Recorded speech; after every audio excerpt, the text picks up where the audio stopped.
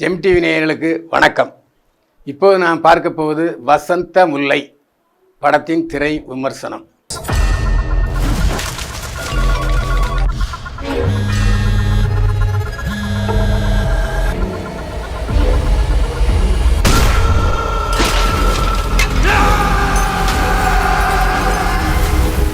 வசந்த முல்லை நீங்க மட்டும்தான் இருக்கீங்களா?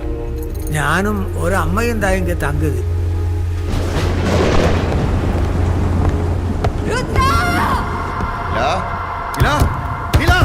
என்ன தம்பி, ரூம் வேணுமா? உங்களுக்கு என்ன நடந்ததோ அவங்களுக்கு அப்படியே நடக்கணும், புரிஞ்சதா?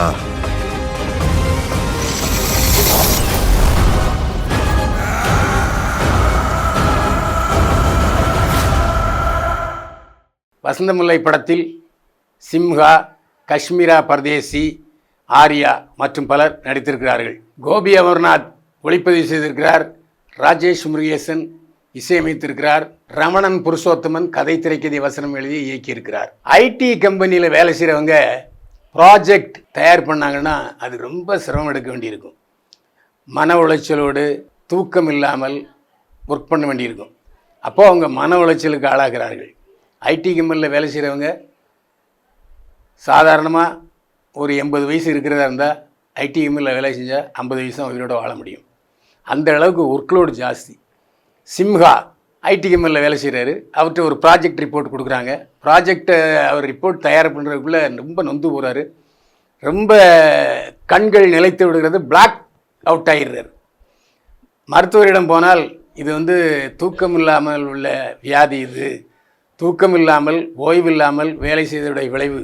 எனவே கண்டிப்பாக இவர் ஒரு ஓய்வு எடுக்கணும். கண்டிப்பாக ஒரு 3 மாதம் 4 மாதம் ஓய்வு எடுக்கணும். நல்லா தூங்கணும்.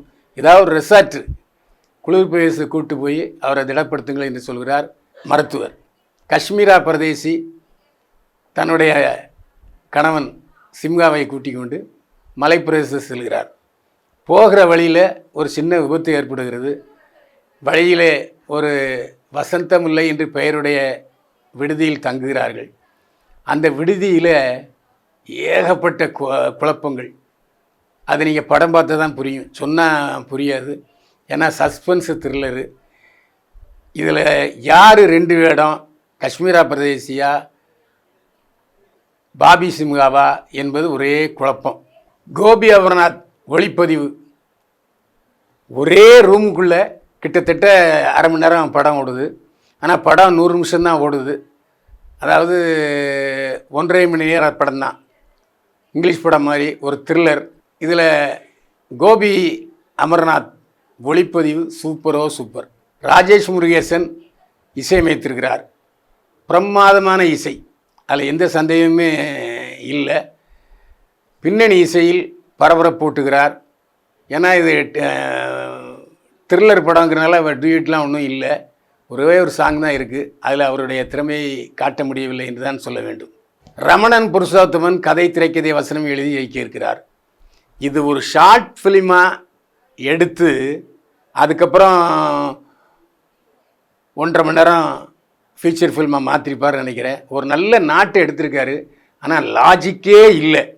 ஏனென்றால் கதாநாயகி இன்னொரு கதாநாயகியை பார்க்கிறார். அது ஒரு கதாநாயகியா 2 கதாநாயகியா புரியவே இல்லை. அதே மாதிரி பாபி சிம்ஹாவும் இன்னொருத்தர் வர்றாரு. அவர் யார்? அப்புறம் பார்த்தா கடைசியில் அவர் பைக்கில் நிற்கிறாரு. என்னன்னே தெரியல. அதனால் இது விளாவரியாக பேசணும்னாக்கா கிளைமேக்ஸ் அடிபட்டுரும். என்னவோ அவரால் முடிந்த அளவுக்கு செய்திருக்கிறார் இயக்குனர். அதில் எந்த சந்தேகமும் இல்லை. லாஜிக் இல்லா மேஜிக் என்று சொல்லலாம். ஏன்னா படத்தில் லாஜிக் கோட்டைகள் நிறைய இருக்கிறது. ஆனால் அது டைட்டில் அருமையான டைட்டில் வசந்த முல்லை. ஒரு த்ரில்லர் படம். த்ரில்லர் படம் உங்களுக்கு பிடிக்குன்னா போய் பாருங்கள், சுவாரஸ்யமாக இருக்கும்.